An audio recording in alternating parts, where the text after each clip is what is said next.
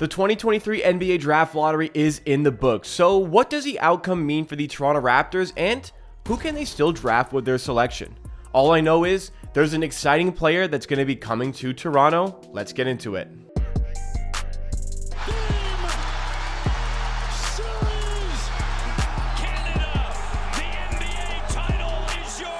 This is Amateur Hour Sports. It's a YouTube channel dedicated to Toronto Raptors content in videos, live streams, and shorts. If you like what you see from today's video and you want more content just like it all throughout the offseason, especially draft content as we get towards the 2023 NBA entry draft, then make sure you are subscribed to Amateur Hour Sports. You get all that great content and you can help me on my road to 15,000 subscribers. We saw yesterday the NBA Draft Lottery and it was a little bit exciting for Raptors fans.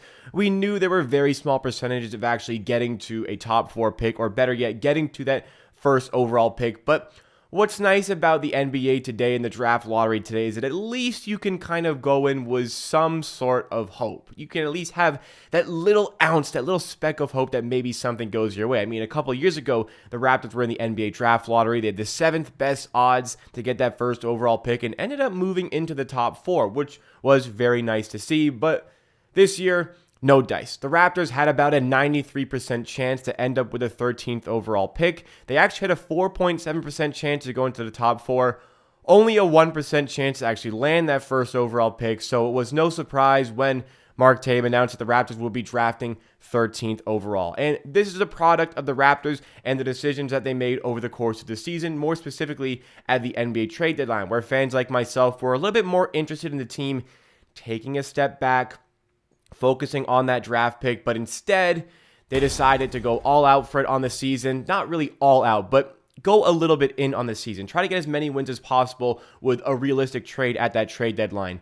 Ended up costing them draft position, and it didn't even materialize into an actual playoff berth for this Raptors team. So it stings a little bit to see the Raptors with that 13th overall pick, and I tell you, it stings a lot more when you hear what happened with the Portland Trail Blazers. Portland were one of the big winners from the draft lottery yesterday. The biggest winner was definitely the San Antonio Spurs. But Portland had a lot of success with the draft lottery. They had the 5th best odds to get the first overall pick, but moved up a couple of spots and ended up with the 3rd overall pick, which is great for a team that not really likely, but a team that is going to be really thinking about moving that pick to get some more immediate help for Damian Lillard, or they can decide to trade Lillard, get a bunch of picks in return, and use that pick on a player like Brandon Miller or on Scoot Henderson. But what really stings about the Portland Trail Blazers from a Raptors perspective is that we're seeing them with that 3rd overall pick.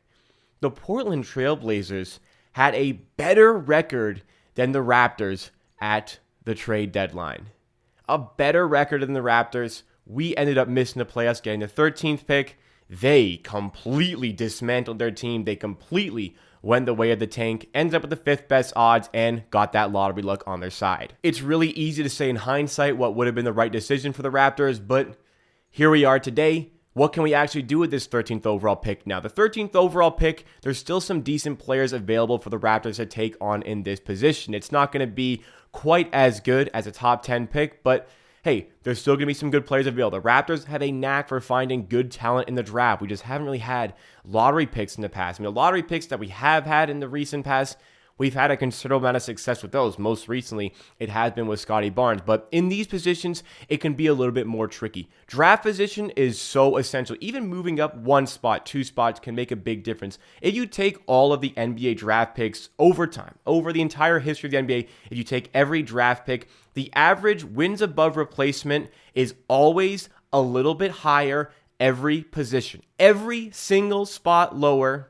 your expected wins above replacement to be generated from that player is lower than the spot above. Now, for the Raptors, we had no chances to move anywhere other than 13, 14, or top 4. In the draft lottery, we were either picking 13th, 14th, or top 4. It was a really weird situation. That's how it kind of works for all of them, but we had no chance to move up there. It would have been really nice there because there are some really intriguing players here that I'm going to list off that the Raptors will be hoping fall to their position. When it comes to Masai Ujiri with the NBA draft, typically we don't know exactly what he's going to do. Last season, We did a lot of draft content, and two of my favorite players the Raptors were in on, I believe, were Jalen Williams and Christian Koloko. I said they'd be great fits to the team. They end up going with Christian Koloko, so that wasn't completely out of left field. The Scotty Barnes selection most certainly was. All indications were the Raptors were going to be selecting Jalen Suggs with that 4th overall pick. I wanted Jalen Suggs. Now, I acknowledge that the Raptors made the right decision there, obviously, in getting Scotty Barnes, but with the upcoming pick, you really have to feel like this team should at least be focusing on getting a guard. We have a lot of forwards here. We had the Vision 6'9" thing. I understand all of these things, but I think it's time to actually get some more guard depth within this team. At some point, sometime, feel like we're going to have to give up on Delano Banton, Malachi Flynn. Maybe with a new coach, you get a little bit more out of one of those guys. Maybe. I'm not holding out a ton of hope for that.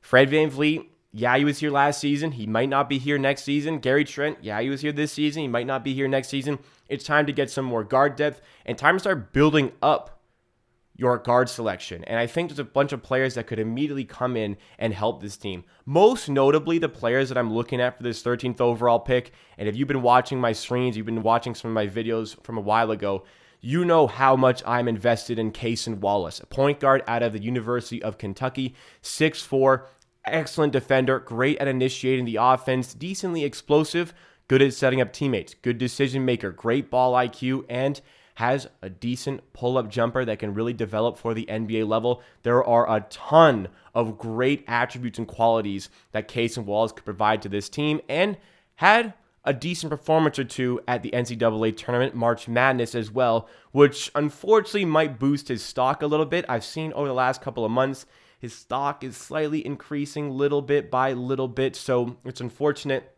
that I feel like he's going to go around 10, but if he slips to 13, I think that should be an absolute no-brainer for the Raptors to select in that position. Another very intriguing player the Raptors should be looking at here, another guard, but we're going to go to the shooting guard position here, is Keontae George out of Baylor. Good-sized shooting guard, good creator for himself. This team really should be crying out for a shooting guard. I mean, it's nice to have Gary Trent in the team, but it kind of feels as though Gary Trent is going to not be on the Raptors for the upcoming season. So I think a seamless replacement that could come in and fill in that role really, really well is Keontae George. This team just needs a little bit more scoring, a little bit more shot creation, a little bit more shooting, and these are some qualities that Keontae George can provide to this team.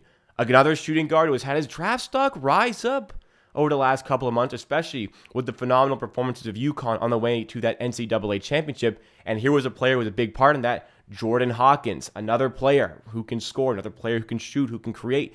This would be another really nice acquisition for the Raptors with that 13th overall pick. I think there's a little bit of a drop-off just outside of the lottery positions, maybe even a little bit before those lottery positions, depending on who we see go in the top 10. Usually, there's somebody expected to go maybe like 13, 14, 15, 16, who ends up going like 9th or 10th, which can kind of spin things, get a player that you might have just missed out on. Maybe he drops one more spot, you can actually land him here. 13th, a really difficult position where you're jostling to try and find the right player. Ultimately, people will be asking me, can the Raptors trade up? You're such a big fan of Cason Wallace. I'm really, really scared that he ends up going like 10, 11, or 12, and it's like right there in front of us, but you can't quite get him. But people will be asking, can the Raptors trade up? What can the Raptors do to make sure that they actually get one of the players that they want? Well, trading up is always very difficult. Like I said, there's the acknowledgement that every one spot you increase, that all of a sudden gives you a higher probability of landing a better player. Other teams can know that. It's expensive to trade up. And the reality is the Raptors, we don't have draft picks to trade. We don't have any depth, so we have no players to trade. It's going to be incredibly difficult to move up one or two spots here to get the player that we want. So I would suggest, don't even worry about that. It's completely off the table. The Raptors scouting team, Masai Ujiri, he's been working with, of the assistant coaches that remained. One of them is Rico Hines here, but Masai Ujiri has a keen eye for scouting.